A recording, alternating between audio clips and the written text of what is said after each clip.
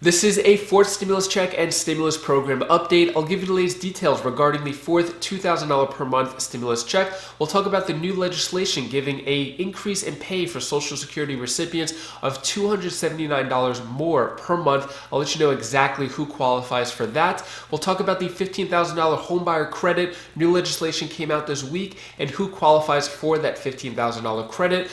The IRS said that there's 30 million tax returns that are being delayed right now and going into manual processing. I'm going to share with you a free resource of how you could check the status of your tax return. Then I'll answer the questions you leave for me in the comments. Hope you're having a wonderful weekend so far. If you appreciate these straight to the point updates, then hit the like button down below. So I want to get your opinion on this first. Indiana bill has been approved to ban government vaccine passports. Basically, a vaccine passport means that in order to get into a building, event, or activity, you'll have to show a vaccine passport to show that you're fully vaccinated. If you don't have this passport or not fully vaccinated, you can't get into the building, the grocery store, the restaurant, or wherever. Let me know your thoughts on that. Should states adopt the vaccine passports? Should they ban the vaccine passports? Let me know where you stand on that. I'm really curious. Next, let's talk about the tax returns. So Americans face delays as IRS holds nearly 30 million tax returns for manual processing. So if you haven't gotten your tax return yet, if you filed it immediately back in February or even in 2019, those tax returns are still being delayed. And the IRS is basically saying, hey, we're backed up, we're working on it, and they haven't given any status of when they're actually going to send those out. One way you could check the status is if you go to the IRS website and you could go to the check my refund status tool, or where's my refund status tool. You click that, you type in your information, similar to the get my payment tool, and you type in your social, your regular information, and then they can let you know if it's being processed, if it's being sent, if it's done already, if they haven't gotten to it yet. At least you'll have some idea, but that's the only way you can check the status of your refund at this moment.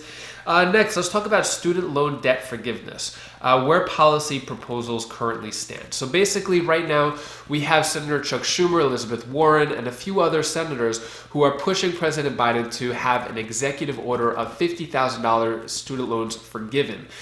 So far, President Biden said he is not going to do that. He did say he might do $10,000. It's not in the American Families Plan or any other big legislation at this moment. It looks like it's just a standalone bill. It's either going to be $10,000 or $50,000. I'll keep you updated on that.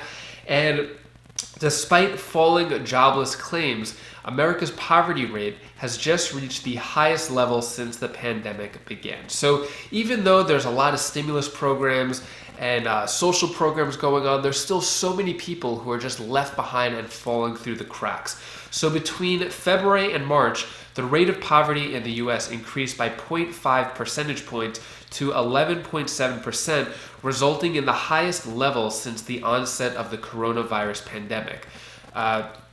Though the change wasn't statistically significant. The second highest rate of 11.6% was recorded in November of 2020.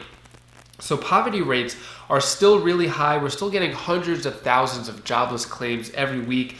This last week was 586,000, and then it was 574,000 the week before that.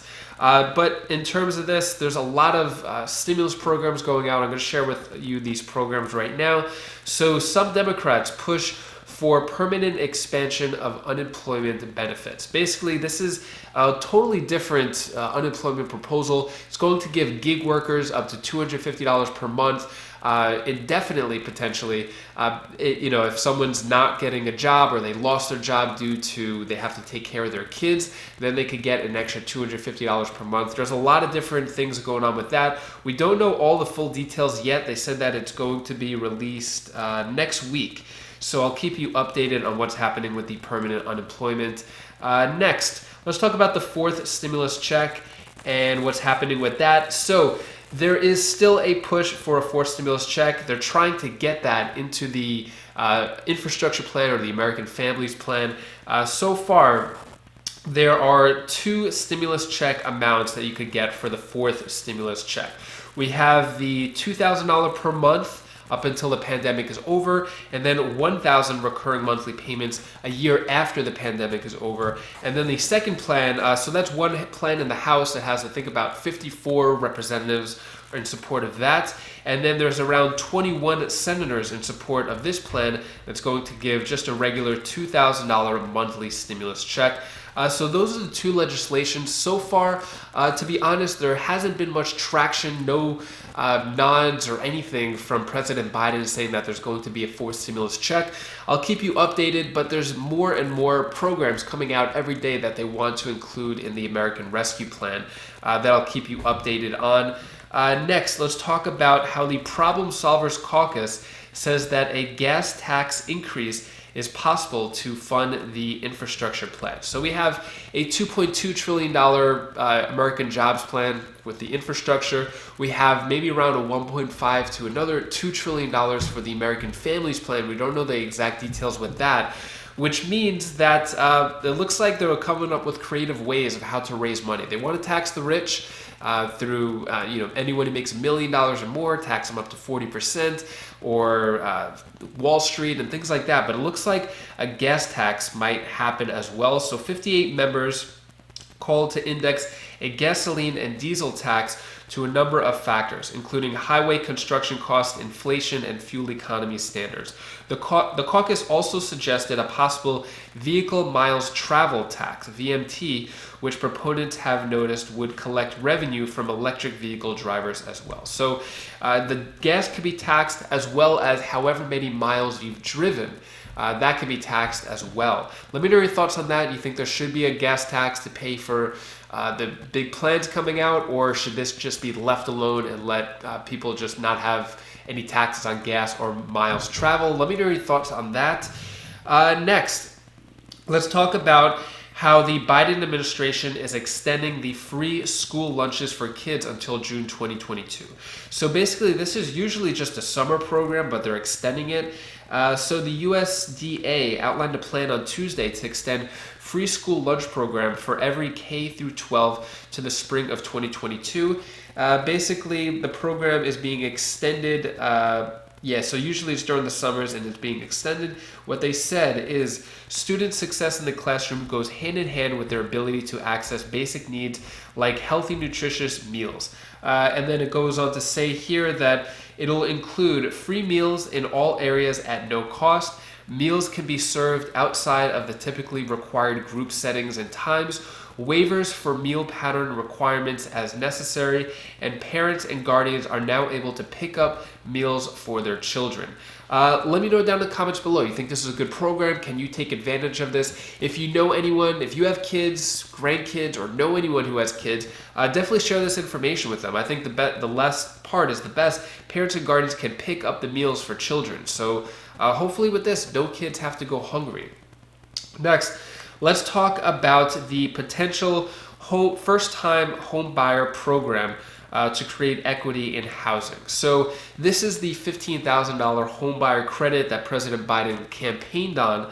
We have some new details on this, and new legislation is coming out, which could potentially be in the American Families Plan. So it's saying that first-time home buyer credit could be up to $15,000, and it is called the Down Payment Toward Equity Act of 2021.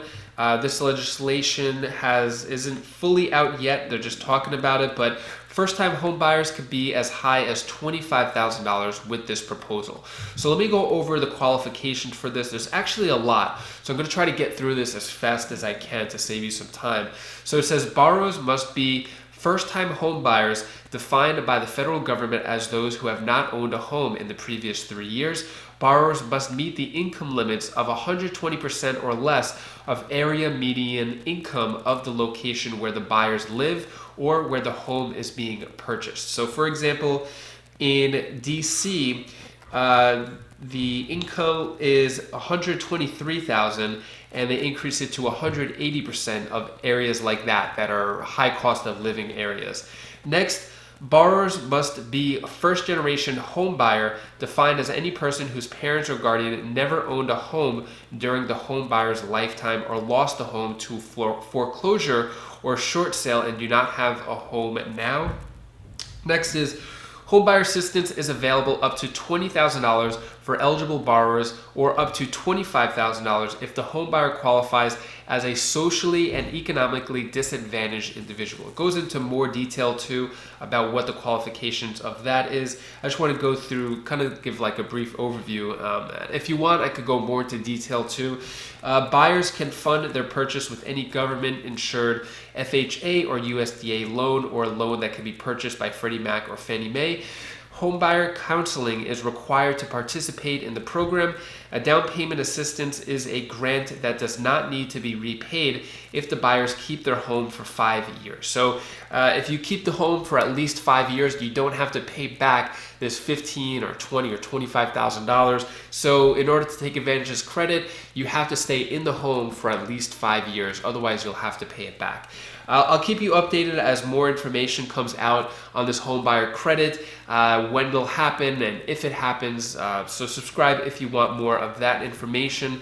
Next, let's talk about the Social Security increase. I got a ton of questions. I went more into detail about this in yesterday's video and got a ton of questions which I'll address in this video. Elizabeth Warren tweeted, "For nearly 50 years, SSI has been a lifeline for low-income older Americans and people who can't work because of disabilities. Representative Jamal Bowman, Sherrod Brown, Bernie Sanders, and I are urging President Biden to raise SSI benefit levels to help lift people out of poverty." So basically, this is the letter that I went over yesterday. It talks about the pay increase. Basically, it's going to make the SSI payout, because currently it's around, I think, $9,000. It's going to bring it up to $12,880, which is the federal poverty line, which divided by 12 months is going to be a little over $1,000. Basically, it's going to be a $279 more dollars per month increase for only SSI at the moment. So so SSI at the moment. It doesn't say anything about SSDI or veterans or any of those other programs, and there isn't any more information in terms of qualifications or what happens with your other programs like SNAP. So I recommend contacting, let me see if I could get, these are the senators and representatives who are on it. A long list. Sherrod Brown. I recommend contacting them and demanding that if you wanted to extend to SSDI and other programs, VA, these are the representatives that you would have to talk to. There's a long list of them that are in support of the increase in SSI, but I know a lot of you have been asking about other social programs as well. So contact these members of Congress, and hopefully they could change it, make it more general and open. Because compared to this plan right here with Elizabeth Warren on her website, Chuck Schumer, Elizabeth Warren, and Ron Wyden unveil a plan to increase benefits by $200 per month for all Social Security beneficiaries. This plan that I just mentioned before is just for SSI. So I know that's not good news for a lot of you, but I just want to be upfront, truthful, give you the facts, and let you know what's going on. I'm just the messenger, but yeah, definitely let your representatives know that you want it to be extended to all Social Security beneficiaries, which is what the original plan was and what President Biden campaigned on. Let me know your thoughts on that. Next, I'm going to answer the questions you leave for me in the comments. Tanya Jelks asks, with this student loan forgiveness, do you have to be enrolled in school now, or is it for anyone who has an outstanding student loan? You don't have to be enrolled in school. Anybody who has an outstanding federal student loan, it could have been 30 years ago that you went to school, and if you have the federal student loan, then you would qualify for that. Next question comes from Janice Lewis. What % of their wealth? So I guess in terms of taxing the rich and the wealth, so for anyone who makes over $1 million, it's going to be, I think, 39.4%, basically around 40% from 36%. So it'll be around like 3% increase in taxing the wealth. Corporate tax rate, they want it to go up to 28%, from 21% to 28%, among a few other things. I went over it in more detail, but yeah, that's how they want to pay for things. Mike Lucius asks, is the SSI increase just for SSI or is it railroad and veterans included? So in the legislation, or it's in that document, it's not an actual legislation bill yet, but in that document it just says SSI. It doesn't say SSDI, veterans, railroad, or anything like that. So far it's just SSI. That might change. That might have just been a broad category just to put the news out there. It might change to other categories. It might not, but that's all we know so far. It's just SSI. That is all the stimulus news I have for you today to hopefully brighten your day a bit. Here's my daughter Bella's tip of the day. Hi guys, this is Bella. This is the tip of the day. I want to tell you one thing that you should do. When you want to do something, you have the power to do whatever you want. Unless, one thing, you believe in yourself. That's the only trick. So that's all I wanted to tell you for today. Bye. This is the Bella. And if you want to keep the positive vibes going, feel in a good mood, boost your confidence, get rid of those fears that's been holding you back from certain things, I recommend clicking this video over here. It's on my Wise Vibes channel. The channel is all about positivity, motivation, inspiration, letting you know that you could do whatever you want to do. You just have to believe in yourself. So click that video now and I'll see you in the next video. Take care, be safe. Thank you for watching.